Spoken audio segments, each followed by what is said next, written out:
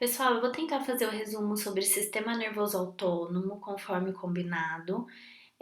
Eu vou tentar projetar aqui mesmo pela tela do computador algumas imagens para tentar facilitar um pouquinho a didática. E se ainda assim sobrar alguma dúvida, pode tentar deixar aqui nas mensagens ou me mandar pelo Instagram, que eu vou tentar responder na medida do possível, tá bom? Então eu vou tentar projetar aqui para facilitar para gente. Bom, vamos lá. Iniciando o nosso resumo sobre sistema nervoso autônomo. Para começar a falar de autônomo, eu vou fazer um comparativo estrutural entre o sistema nervoso periférico somático com o sistema nervoso periférico autônomo. Isso porque, né, essas duas subdivisões do sistema nervoso periférico, elas são consideradas, né, eferentes motores que projetam para estruturas periféricas diferentes, enquanto o somático projeta para músculo estriado esquelético, que tem a característica de ser voluntário, ou seja, nós temos total controle sobre a contração de músculo estriado esquelético. Quando a gente compara com o sistema nervoso autônomo, ele é também uma subdivisão do sistema nervoso periférico, mas ele projeta para aquelas estruturas que nós não temos esse controle, ou seja, toda a parte de musculatura lisa, nossas vísceras, músculo estriado cardíaco e também as glândulas, né? Então, essa comparação, ela só de olhar, né? A gente consegue fazer aqui entre a figura A, B e C, a gente consegue observar que enquanto o somático ele era composto apenas por um único neurônio, desde o sistema nervoso central até o seu órgão efetor, que no caso é o neurônio motor, ou também conhecido como motoneurônio, e portanto fazia uma única sinapse com o seu efetor. Quando a gente faz essa análise para o sistema nervoso autônomo, primeira coisa que a gente observa, ele precisa ter uma subdivisão. Ele precisa ter a sua via, a sua subdivisão simpática e a sua subdivisão parasimpática. Né? Isso porque, se ele é involuntário, ele precisa de vias que normalmente exerçam papel excitatório, como é aqui a representação do simpático, e precisa de vias que normalmente exerçam um papel inibitório sobre essas estruturas, sobre esses efetores. Papel esse exercido normalmente pelas vias parasimpáticas. Então, essa já seria uma diferença quando comparamos com o somático. Outra diferença estrutural é que, ao observar, né, o autônomo, nós reparamos que ele sempre está composto, ao invés de um único neurônio no trajeto do sistema nervoso até o seu efetor, nós sempre teremos no mínimo dois, denominado então de neurônio pré-ganglionar, porque ele está antecedendo o gânglio autonômico, e o neurônio que faz sinapse no gânglio, chamado então denominado neurônio pós-ganglionar. Se nós temos dois neurônios no trajeto, obviamente então que nós teremos duas sinapses. E se temos duas sinapses, consequentemente teremos dois neurotransmissores, diferente do somático que nós tínhamos apenas um, que no caso era sempre a acetilcolina. Quando a gente fala de autônomo, para facilitar a nossa vida, nos gânglios, tanto o gânglio simpático quanto o gânglio parasimpático, nós teremos a secreção de acetilcolina como neurotransmissor. E neste caso, ela sempre vai se conectar com um receptor nicotínico, exercendo, portanto, um papel excitatório. Então, a acetilcolina, liberada pelo pré-ganglionar, tanto simpático quanto parasimpático, vai sensibilizar na membrana pós-sináptica do neurônio pós-ganglionar um receptor nicotínico, exercendo, portanto, um papel excitatório.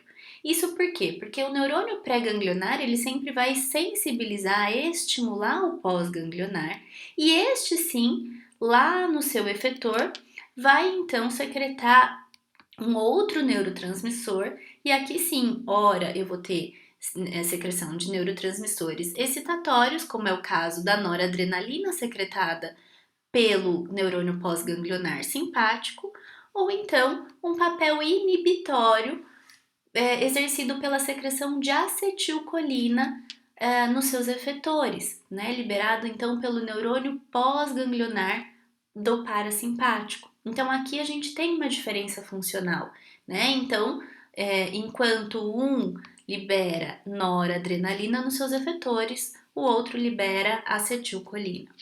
Então, nessa próxima imagem, a gente consegue um pouquinho mais de detalhes dessa comparação, novamente com o somático, né? Então, aqui nós temos a representação do neurônio motor, então o corpo celular dele está localizado lá numa região da substância cinzenta, né, da medula.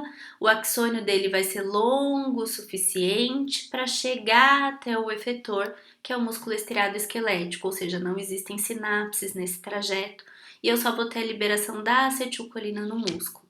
Quando a gente compara com o autônomo, nós temos aqui a representação de um neurônio que também emerge aqui da medula, então o corpo celular também localizado aqui na substância cinzenta, porém esse neurônio ele vai fazer uma sinapse num gânglio autonômico, e aqui ele vai liberar, portanto, um primeiro neurotransmissor que, independentemente de simpático ou parasimpático, esse neurotransmissor do gânglio é sempre acetilcolina, e vai sensibilizar o neurônio pós-ganglionar, e esse sim, projetando aqui nesse caso para uma alça intestinal, para representar a musculatura lisa, vai liberar ou a noradrenalina, se for um neurônio pós-ganglionar simpático, ou a acetilcolina, se for um neurônio pós-ganglionar parasimpático.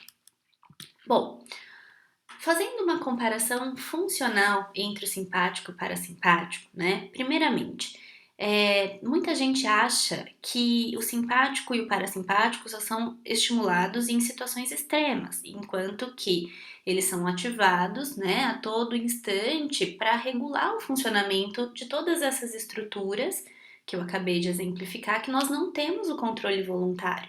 Então, diariamente, a todo instante, nós temos aí a ação de simpático parasimpático atuando. Porém, existem situações em que eu tenho uma resposta exacerbada de um ou outro, né? O simpático, então conhecido como uma resposta estereotipada de fuga ou luta, ativado numa situação de estresse, numa situação de perigo, né? Preparando o indivíduo para enfrentar uma situação emergencial. Enquanto que parasimpático, ele é normalmente ativado numa situação oposta, numa situação de calma, de tranquilidade, de relaxamento. E normalmente, quando um está em destaque, o outro tem a sua resposta reduzida, né? Porque normalmente eles têm funções opostas nos órgãos, né? Então, para fazer um comparativo entre simpático e parasimpático, algumas figurinhas clássicas, né, que a gente consegue comparar. Nessa figura, a gente consegue observar a representação da via simpática, né, sempre destacando que o simpático ele é tóraco-lombar, então nós temos os neurônios pré-ganglionares aqui representados nas vértebras torácicas e lombares, né? Nessa representação, nós também conseguimos observar que o pré-ganglionar é curto, fazendo sinapse num gânglio, que nós chamamos, né, na coluna paravertebral, e esse neurônio pós-ganglionar, então, que vai ser longo o suficiente para chegar até o órgão efetor, né? Então, todos eles aqui representados. Então, representação aqui: olho, coração, pulmão, todo o trato gastrointestinal, né? Órgãos relacionados ao trato geniturinário, órgãos sexuais. Então, aqui nós temos a representação da via simpática. E quando a gente olha para essa figura, nós temos a representação agora da via parasimpática, em que a inervação é denominada crânio sacral. Então, nós temos aqui neurônios pré-ganglionares do parasimpático, né? Tanto nessa região crânio sacral, de tronco encefálico e região sacral, né? Então, nós temos aqui neurônio pré-ganglionar longo e neurônio pós-ganglionar curto, muito próximo do órgão-alvo ou mesmo na parede do órgão-alvo. Reparem, né, aqui novamente, nós temos praticamente as mesmas estruturas, são poucas que diferem entre um e outro, mas aqui novamente temos o olho, temos trato gastrointestinal, temos coração, pulmão. Então, basicamente, todas essas estruturas elas têm dupla inervação, com algumas exceções, né? E para falar um pouquinho sobre função do simpático e do parasimpático, a gente já disse que normalmente, né, uma resposta estereotipada de fuga ou luta para o simpático, uma situação de estresse, preparando o corpo para enfrentar uma situação emergencial. E mais do que ficar apenas decorando, é interessante que a gente entenda esse conceito até para poder diferenciar um e outro. Então, numa situação de estresse, de emergência, o simpático, então, através da liberação basicamente da noradrenalina nos seus efetores, ele vai promover respostas que favoreçam, né, ao indivíduo que ele consiga se sair daquela situação de perigo, seja um perigo, um estresse psicológico ou físico, independentemente, né? Então, ele vai promover, por exemplo, dilatação da pupila, para que a pessoa consiga enxergar melhor tudo que está acontecendo ali ao redor, vai promover a broncodilatação, para que consiga então entrar mais oxigênio, né, para bombear sangue oxigenado para os tecidos, tanto para o cérebro, para o músculo, independente, né? Vai promover um aumento do batimento cardíaco, então vai acelerar o batimento cardíaco, exatamente porque não adianta nada captar mais oxigênio, né, se eu não tiver uma boa distribuição desse sangue oxigenado, então acelera batimento cardíaco, promove, né, a estimulação da liberação de glicose pelo fígado, porque se eu tenho necessidade, por exemplo, de correr, de exercer força, de uma atividade encefálica mais intensa, eu preciso de glicose como fonte de energia. Então, ativa, né, essa quebra de glicose, aumentando taxas metabólicas, como consequência aumenta a sudorese para regular a temperatura numa situação dessas, né?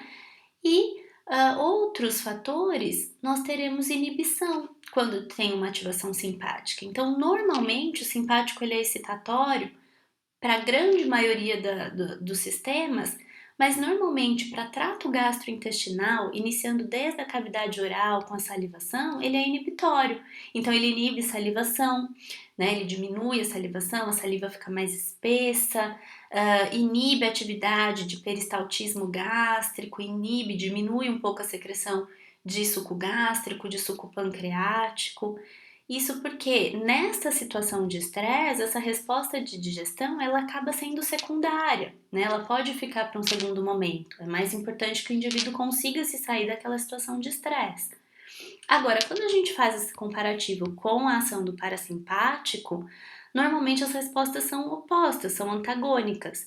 Por quê? Porque numa situação de calma, de tranquilidade, de relaxamento, de repouso, não existe a necessidade, por exemplo, de um aumento de batimento cardíaco. Então, eu tenho redução de frequência cardíaca, né? Assim como de frequência respiratória, contração de brônquios, não tem a necessidade de aumentar a sudorese, de aumentar a taxa metabólica, né? Então, normalmente o parasimpático ele vai ser inibitório para as diversas funções, mas assim como no simpático o trato gastrointestinal acabava sendo uma exceção, no caso do parasimpático, ele vai também ter a sua exceção nessa mesma situação. Ele vai estimular a atividade de estômago, aumentando o peristaltismo, aumentando a secreção de suco gástrico, de suco pancreático, aumentando salivação, né? Então, promovendo a liberação de uma saliva mais fluida, até para preparar para a digestão. Então, o parasimpático é a via autonômica que a gente vai recrutar todos os dias quando a gente tem que fazer, induzir a digestão, né? Então, a pessoa fez uma refeição, é a via parasimpática que vai ser então estimulada para promover essa digestão, né? Então, essa ideia, gente, que a gente tem essa comparação, mais do que ficar decorando a função de noradrenalina e acetilcolina em cada região, é interessante que a gente entenda o contexto e fica mais fácil depois, né, de entender individualmente em cada órgão, em cada estrutura. Então era isso que eu tinha para falar para vocês, uma breve revisão, né, de simpático e parasimpático. Espero que tenha